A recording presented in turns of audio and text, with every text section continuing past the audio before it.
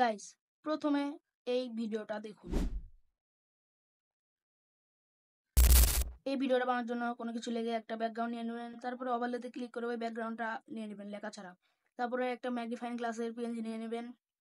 এটা নিয়ে নেওয়ার পরে সেকেন্ড ওভারলেতে এসে এটার অপাসিটি একদম 0 করে দিবেন।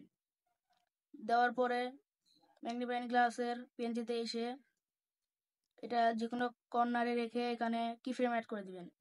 দিয়ে এখানে একটা কি ফ্রেম অ্যাড করে নেবেন, নিয়ে এটা এই জায়গাতে আনবেন। তারপরে এখানে একটা কি ফ্রেম অ্যাড করে এটা এই জায়গাতে আনবেন। এখন দেখে নিন। তো এরকম হয়ে যাওয়ার পরে সেকেন্ড যে ওভারলেটা আছে ওটা অপাসিটি ফুল করে দিয়ে মাস্কে এসে সার্কেলে ক্লিক করে ইনভার্টে ক্লিক করে দিবেন। তারপরে এটা একদম ছোট করে দিয়ে এটা একদম ওটার মাঝ বরাবর নিয়ে নেবেন। তারপরে এটা একটু এদিকে এনে এখানে একটা কি ফ্রেম অ্যাড করে দিয়ে এটার মাঝ বরাবর দিয়ে দিবে। তারপরে সেটা একটা মাঝ বরাবর দিয়ে দিবে। তো গাইস, এরকম পিএনজি পাওয়ার জন্য প্রিন্টারেস্ট অ্যাপটা ব্যবহার করতে পারেন।